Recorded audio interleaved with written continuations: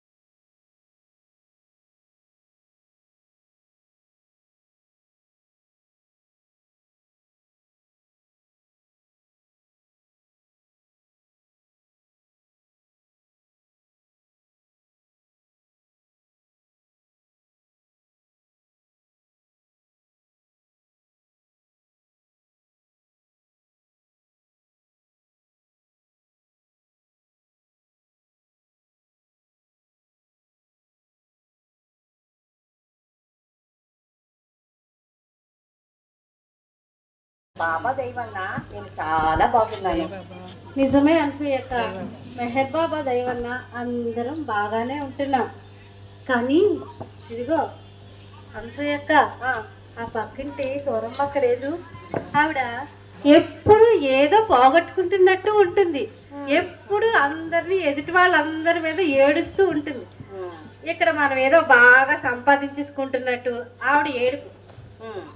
అబ్బా సీతక్క, వాళ్ళందరి సంగతి మనకెందుకు చెప్పు. ఇలా మనం మాట్లాడుకోవడం వన్నా వాళ్ళందరి సంస్కారాలు మన నెత్తులు రుద్దుకోవడం కానీ. చాలే అనసూయక్క, చాలే అనసూయక్క, ఎప్పుడు ఎదుటి వాళ్ళ మీద ఏదో ఒకటి అనుకోవడం. ఇలాంటి వాళ్ళని మళ్ళీ ఎప్పుడు ఏమి అనకుండా ఇవ్వాల్సిన 4 ఇచ్చేస్తాయి కానీ రోగం కుదరదు. అయినా ఉన్నమాట అంటే ఉలికి ఎక్కువమ్మా. సీతక్క, అసలు ఇదంతా మనకు అవసరం అంటావా? ఎప్పుడు కూడా ఎవ్వరిని ద్వేషించకూడదు. ప్రతి ఒక్కరిలోనూ ఏదో ఒక లోపం ఉంటుంది. కానీ మనం ఎదుటివారి లోపాన్ని ఎత్తి చూపించడం అంత మంచిది కాదు. ఏదైనా చెప్పాలి అనుకున్నప్పుడు సౌమ్యంగా చెప్పాలి. చాలే, సౌమ్యంగా చెప్తే వినే రకం కాదు ఆవిడ. జాడించి ఉతికి ఆరయ్యాలి ఇలాంటి వాళ్ళని. అదిగో అలాగే మాట్లాడకూడదు. మన మాటల్లో శాంతం ఉండాలి. బాబా ప్రేమికులు ప్రేమతో మాట్లాడాలి, ప్రేమతో పలకరించుకోవాలి. ప్రతి ఒక్కరితోటి కూడా ప్రేమగా మసులుకోవాలి. అలాగే నువ్వు ఎప్పుడు ప్రేమ ప్రేమ అంటూ ఉంటావు, కానీ ఎదుటి వాళ్ళందరిలో అలా ఉండదు కదా ప్రేమ అనేది. అందరూ కూడా ఎప్పుడు ఏదో ఒక దానికి విమర్శిస్తూనే ఉంటారు. తప్పు సీతక్క, మన బాబా ఏమని చెప్పారు? అందరినీ ప్రేమించమన్నారు. అంతేకాదు, ఇతరులను సంతోషింపజేయడంలోనే నిజమైన ఆనందం దాగి ఉంది అన్నారు కదా. అవును, అది మాత్రం నిజమే. బాబా ఎన్నో మంచి విషయాలు మనకు బాగా చెప్పారు. బాబాని అర్థం చేసుకోగలిగితే చాలు. కానీ ఈ జనాలందరూ ఎన్ని మంచి విషయాలు చెప్పినా సరే పెడచెవిని పెడుతున్నారు. ఎంతమందికి ఎన్ని చెప్పినా చెవిటి వాని ముందు శంఖం ఊగినట్టుగా ఉంటుంది. ఇదిగో అనసూయక్క, మొన్న ఆ రామయ్యమ్మ ఏం చేసిందో తెలుసా? ఆ రామయ్యమ్మ ఎలా పోతే మనకెందుకు, ఈ సూరమ్మ ఎలా పోతే మనకెందుకు? వీళ్ళందరి విషయాలు మనం ఇలా మాట్లాడుకోవడం వల్ల వాళ్ళందరి సంస్కారాలు మనకు అంటుకుంటున్నాయి. ఏమిటో అనసూయక్క, ఇతరుల గురించి మాట్లాడకూడదు అనుకుంటాను, ఇతరులందరినీ విమర్శించకూడదు అనుకుంటాను. కానీ నా ఈ మనసు అంటూ ఒకటి ఉంది కదా, అది ఊరికి నేను ఉండనివ్వట్లేదక్క. అందుకే మనం బాబా పుస్తకాలు చదువుకుంటూ ఉండాలి. అంతేకాదు, మనం బాబా సెంటర్కి వెళుతూ ఉండాలి. ఇలా చేయడం వలన మనలో ప్రేమ జనిస్తుంది.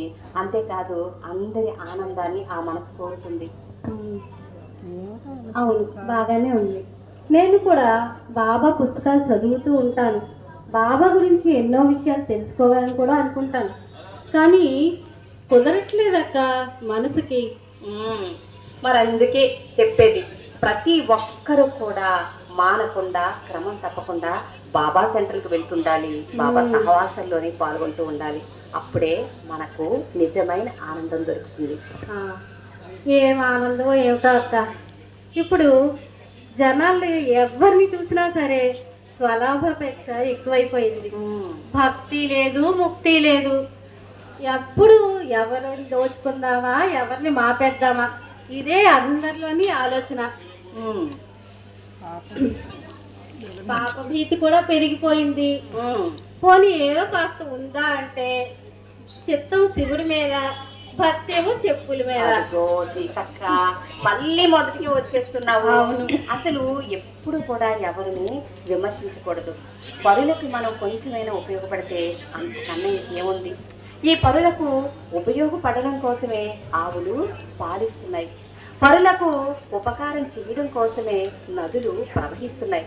ఈ పరులకు ఉపకారం చేయడం కోసమే ఈ వృక్షాలన్నీ ఫలాలను ఇస్తున్నాయి. ఆ విధంగానే ఈ మానవ శరీరం కూడా పరులకు ఉపకారం చేయడం కోసమే ఉండగలగాలి. అవును, కానీ నేను ఎవరిని విమర్శించడం లేదక్క. వాళ్ళ యొక్క స్వభావాన్ని నీకు చెప్తున్నాను అంతే. కరెక్టే, ఎవరి స్వభావాలు వారివే కదా. మనము ఇతరుల్ని అనే హక్కు మనకి ఎక్కడిది? అంతెందుకు, మనలో మన మాట, మన ఇంట్లో మన పిల్లలే మన మాట వినటం లేదు. ఒక ముఖ్య విషయం ఏంటంటే, ఇతరులు మన పట్ల ఏ పని చేస్తే మనకు బాధ కలుగుతుందో మన మనస్సు, మరలా తిరిగి ఆ పనిని ఇతరుల పట్ల చేయకుండా ఉండడమే అన్ని ధర్మాల్లో కల్లా శ్రేష్టమైనది. నేను ఎప్పుడు ఎవరిని విమర్శించకూడదు, ఎవరిని ఏమి అనకూడదు అనుకుంటూనే ఉంటాను. కానీ ఎప్పుడు ఏదో ఒకటి నాకు తెలియకుండానే ఏదో ఒకటి అనుకుంటాను. అలా అనకపోతే నాకు నిద్ర పట్టదు. నా మనసు కూడా ఊరుకోవట్లేదు అక్క, ఎవరిని ఏమి అనకపోతే. అందుకే బాబా ఏమన్నారో తెలుసా సీతక్క? ప్రతి మనిషి కూడా తన మనసుని కంట్రోల్లో పెట్టుకోవాలి. మనసు మంచి బానిస, చెడ్డ యజమాని. ఎవరైతే తన మనసుని నియంత్రించుకుంటారో వారు చెప్పిన మాట వారి మనస్సు వింటుంది. ఏదేమైనా కానీ దయగల తండ్రి బాబా పట్ల ప్రేమగల జీవితమే మనం ఇతరులకు చెప్పగల ప్రేమ సందేశం కావాలి. నా జీవితంలో బాబా ఎన్నో మార్పులు చూపించారు. కానీ బాబా గురించి నువ్వు చెప్పే మాటలతో నా హృదయం ఎంతో ఆనందంగా ఉంటుందక్క. సీతక్క, నేను చెప్పడం కాదు, ఈ కలియుగ అవతారుడైన మెహేరు బాబా ఎన్నో ఎన్నో ఎన్నో అద్భుతమైనటువంటి సందేశాలని మానవాళికి ఇచ్చారు. అందులో ఒకటి చెప్పనా మరి? చెప్ప. నిరంతరం కూడా నువ్వు చేయవలసినది ఒక్కటే, నా గురించి ఆలోచించు. నువ్వు తింటున్నప్పుడు, త్రాగుతున్నప్పుడు, నువ్వు నడుస్తున్నప్పుడు, మాట్లాడుతున్నప్పుడు, ఏ పని చెయ్యు, నా గురించి ఆలోచించు అన్నారు. ఆ విధంగా చేయడం వల్ల క్రమక్రమంగా నీవు ఒక వాస్తవాన్ని తెలుసుకుంటావు. అది ఏంటంటే, నీ ద్వారా సమస్తము చేస్తున్నది నేనే అనేటటువంటి అనుభూతిని నువ్వు తప్పక పొందగలవు అంటారు మన ప్రియతమ మెహరు ప్రభు. అవునక్క, అలా చేస్తేనే కదా మనం బాబాతో జీవించగలం, మనం బాబాని ప్రేమించగలం కూడా. సీతక్క, మరొక ముఖ్యమైన విషయం చెప్పారు. అదేంటంటే, ఎవ్వరు కూడా మీ జీవితంలో నేను అలసిపోయాను, ఈ జీవితం చాలా భయంకరమైనది, ఇలాగా మీరు అనుకోకండి. ఎందుకంటే అలా అనుకుంటున్న కొద్దీ దుఃఖమైనే అవుతుంది. జీవితం అనేది జీవించడానికి మీకెందుకు, నేనున్నాను ఎల్లవేళలా కూడా.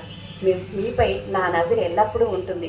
అంతేకాదు, మీరు తడబడినప్పుడు ఊతమివ్వడానికి, మీరు దారి తప్పినప్పుడు సరైన దారిలో మిమ్మల్ని ప్రయాణింప చేయడానికి, మీ ప్రయాణం కష్టమైనప్పుడు దాన్ని సుఖతరం చేయడానికి నీ ప్రియతమ బాబా ఎప్పుడు కూడా నీ కంటికి కనిపించకపోయినా రెండు చేతులు చాస్తూ నీకు సహాయం చేయడానికి సిద్ధంగా ఉంటాడు అన్నారు మన ప్రియతమ బాబా. అవునక్క, నువ్వు బాబా గురించి చాలా విషయాలు, ఎన్నో మంచి విషయాలు ఎంతో బాగా చెప్పి వివరించావు అక్క. సీతక్క, మన ప్రేమికులందరికీ కూడా ఈ దైనందిన జీవితంలో ఆచరించవలసిన రెండు ముఖ్యమైన విషయాలు కూడా బాబా చెప్పారు. ఏంటక్క? మొట్టమొదటిది ఏంటంటే, ఎదుటి వారిని అర్థం చేసుకోవటం.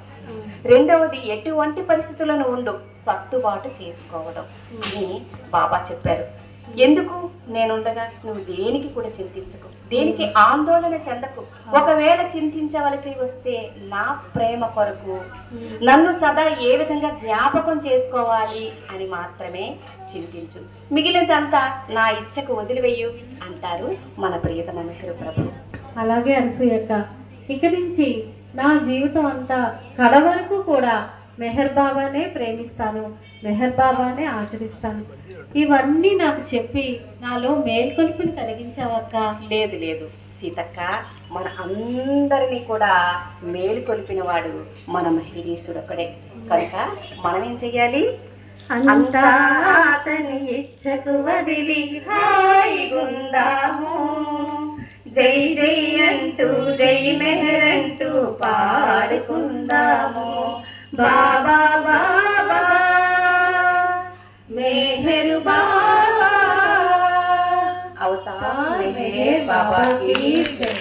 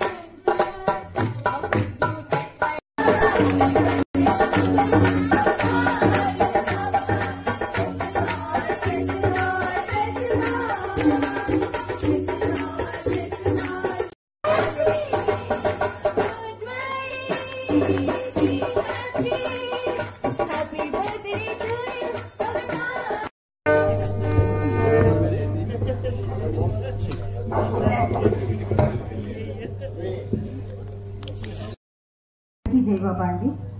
మనం మెహర్ ప్రభు యొక్క 131వ పుట్టినరోజు వార్షికోత్సవాలు జరుపుకుంటున్నాం.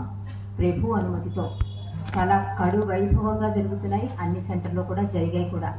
మరి దాని కొనసాగింపుగా ఈరోజు ఇక్కడ ఈ గాజువాక్ మెహర్ మన్మందిర్లో మనం చేసుకుంటున్నాం ప్రభు అనుమతితో. ఎందుకంటే భగవంతుడి ఇచ్చ లేనిదే కూడా ఏదీ జరగదు. ఆయన ఇచ్చ ఆ అపార ప్రేమ వలన మనమందరం కూడా ఇక్కడ ఆశీనులే ఉన్నాం, ప్రభు ఆశీస్సులు అందుకుంటున్నాం. బాబా ఏమంటారంటే, నలుగురు ఎక్కడైతే కలిసి నా గురించి మాట్లాడుకుంటారో అక్కడ నేను వచ్చి కూర్చుంటాను అంటున్నాడు తండ్రి. అంటే ఆయన 5 నిమిషాల ముందు కూడా వస్తానని చెప్పారు. అలాంటి మెహర్ ప్రభు దర్బార్లో మనం ఎంత సైలెన్స్గా నిశ్శబ్దంగా ఉండాలి. బాబా భౌతికంగా సహవాసులు చేసినప్పుడు మానవులందరూ కూడా మాయకు మమేకమైపోతూ ఉంటారు, అది సహజం. అందుకని చిన్న చిట్కా చెప్పారండి బాబా. ఏం చెప్పారంటే, మీ మనసుని నా దర్బార్లో కూర్చున్నప్పుడు నా దివ్య మంగళ స్వరూపాన్ని చూడడానికి అలవాటు చెయ్యండి. ఎందుకంటే భగవంతుని స్వరూపం దివ్య మంగళ స్వరూపం అండి. ఒక రామావతారం చూసుకున్నాం, కృష్ణావతారం చూసుకున్నాం, ఏ అవతారం చూసుకున్నా కూడా దివ్య మంగళ స్వరూపం. ఇప్పుడు ఈ దర్బార్లో మనం ఫిలిం చూస్తున్నాం, అక్కడ ప్రభు యొక్క చిత్రపటాలు చూస్తున్నాం. ఎంత అద్భుతమైన అందం ఆయనది. ఆయన ఏం చెప్తున్నారంటే, మీ మనసుని కంట్రోల్ చేసుకోవాలంటే నా మీదే ఏకాగ్రత వహించండి అంటున్నారు. నా కళ్ళు చూడండి, నా ముక్కు చూడండి, నేను వేసుకునే దండ చూడండి, నా పూర్తి విగ్రహాన్ని చూడండి అంటున్నారు. ఇలా ఫిలింలో చూడడం కూడా బాబాని భౌతికంగా చూడడం అని చెప్పారు. అంటే ఆయన దర్శన భాగ్యాన్ని పొందుతున్న అదృష్టవంతులం. అలాంటప్పుడు మనం ఎంత నిశ్శబ్దంగా ఉండాలి, ఎంత ఏకాగ్రతతో ఆయన ఇచ్చే ఆశీస్సుల వర ప్రసాదాన్ని మన ఇంటికి పట్టుకెళ్ళాలి. కాబట్టి దయచేసి అందరం కూడా ఆయన ఆశీస్సులు పొందుతూ బాబా చెప్పిన అద్భుత విషయాలనే అందుకుందాం. ఇప్పటి వరకు కూడా మనం అద్భుతమైన సంకీర్తన విన్నామండి, తెలుగులోను హిందీలోను. అంటే ఆ కవి ఎంత తాదాత్మ్యం చెంది ఆత్మతో రాశాడు, ఎంత హృదయ పూర్తిగా పిల్లలు మిగతా వాళ్ళు పాడారు. దాన్ని కూడా మనం ఆస్వాదించలేకపోతున్నాము అంటే మనం మాయకి కొంచెం దగ్గరైపోతున్నాం, ప్రభువుకి దూరం అయిపోతున్నాం అనిపిస్తుంది. కాబట్టి దయచేసి ఈ క్షణాలని అపురూపరంగా మనం మన ఇంటికి పట్టుకెళ్దాం. ఇక ఈరోజు ఈ పుట్టినరోజు వేడుకల సందర్భంగా ఎందుకు ఈ పుట్టినరోజు వేడుకలు జరుపుకోవాలి, అసలు మెహర్ అవతార విశిష్టత ఏంటి, ఇన్ని అవతారాలు ఏంటి, అసలు భగవంతుడంటే ఏంటి, ఇలాంటి విషయాలు బాబా చెప్పిన విషయాలు మీకు నేను తెలియపరుస్తానండి. భగవంతుని గురించి మనం చెప్పుకోవడం అంటే అది మహా ఓషన్, ప్రేమ మహాసాగరం. దానిలో కొన్ని విషయాలైనా మనం తలుచుకుంటే ఎందుకు మనం భగవంతుని తలుచు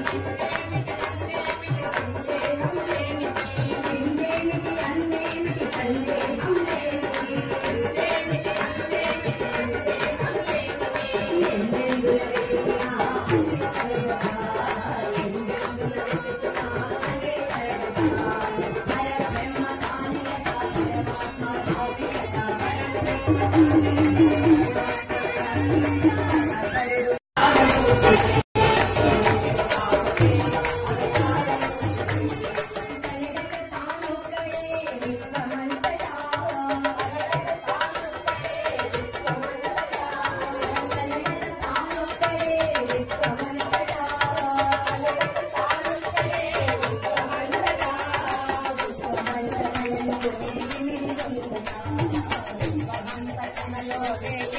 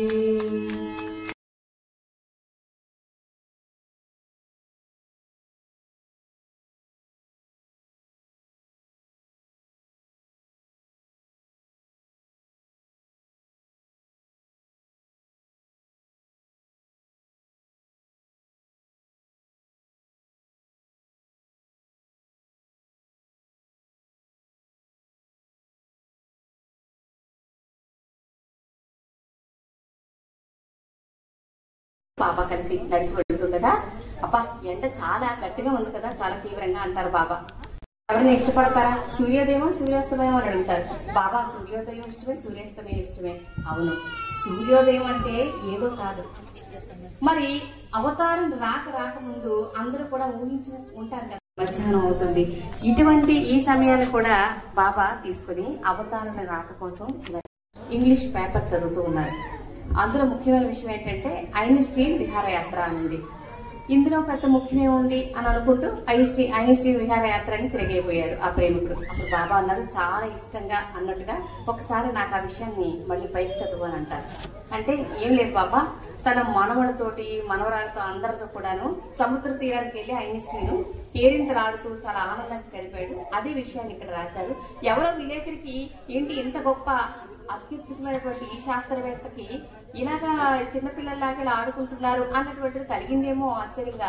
అందుకని ఈ పేపర్లో రాశారు. ఇందులో పెద్ద వింటే ఉంది బాబా అని చదివి ఆ యొక్క ప్రేమికుడు బాబాతో అంటే, అప్పుడు బాబా అన్నారు,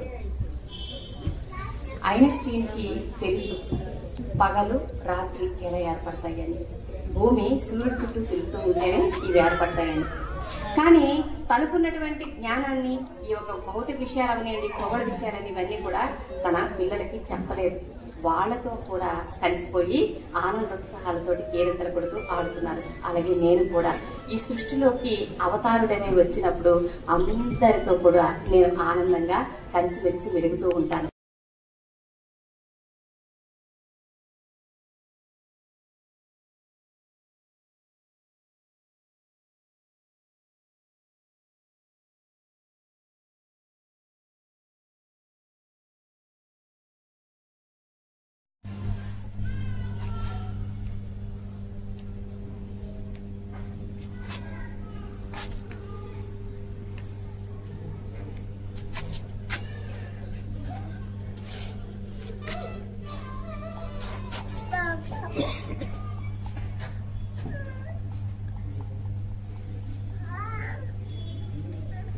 अवतार मेहरबान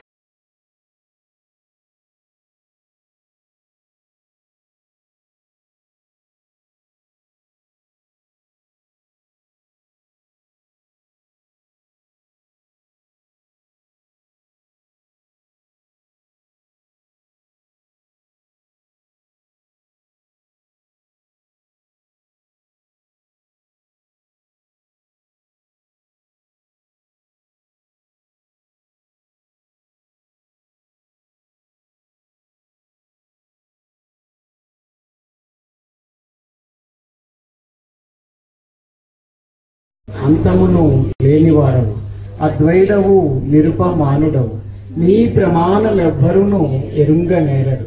నీవు వర్ణము నామము రూపము గుణములు లేనివాడవు, నీవు అపరిమితుడవు గంభీరుడవు, ఊహాతీతుడవు భావనాతీతుడవు, శాశ్వతుడవు నాశము లేనివాడవు. నీవు అవిభాజ్యుడవు, దివ్య చక్షువులతో గాని నిన్నెవ్వరును చూడజాలరు. నీవు ఎల్లప్పుడూ నుంటివి, నీవు ఎల్లప్పుడూ నున్నావు, నీవు ఎల్లప్పుడూ నుందువు, నీవు అంతటనూ గలవు.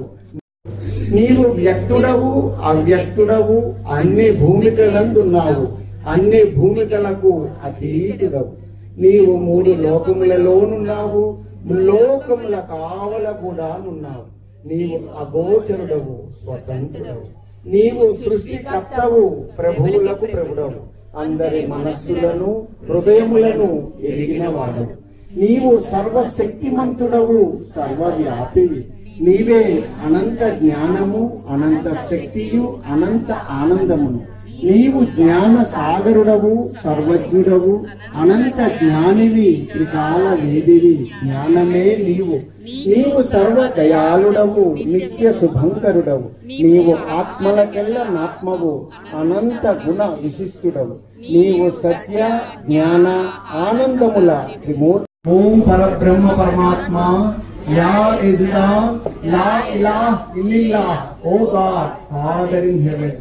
పరమ దయానిధివగు ఓ ఈశ్వర, మా పాపములన్నింటికి మేము పశ్చాత్తాపపడుచున్నాము. అసత్యము అధర్మము అపవిత్రమును అగు మా ప్రతి తలంపునకు మేము పశ్చాత్తాపపడుచున్నాము. పలికి ఉండరాని పలికిన ప్రతి మాటకును, చేసి ఉండరాని చేసిన ప్రతి చేతకును మేము పశ్చాత్తాపపడుచున్నాము.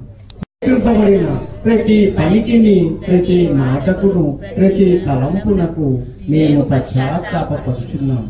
ముఖ్యముగా కామముతో కూడిన మా ప్రతి తలంపులకు, కామ ప్రేరితమగు మా ప్రతి చేతకును, పలికిన ప్రతి అమృతమునకు, సమస్త కపటవర్తనమునకు, ఆరి తప్పిన ప్రతి వాగ్దానమునకు, సమస్త పరనిందలకు, పరోక్ష నిందలకు మేము పశ్చాత్తాపడుతున్నాము.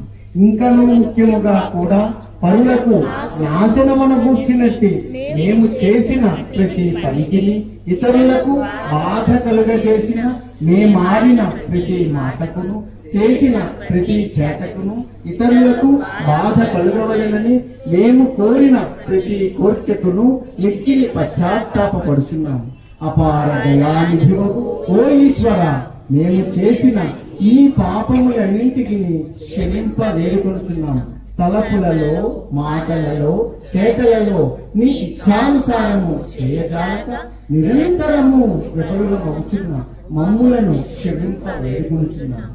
ప్రియ దైవమా, నిన్ను అధికాధికముగా ప్రేమించినట్లను ఇంకనూ అధికముగా నీతో ఐక్యమగునంతటి అర్హత గలవారు మగునంత వరకును నిన్ను ఇంకనూ అధికముగా ప్రేమించినట్ల మాకందరకు సహాయం చేయి.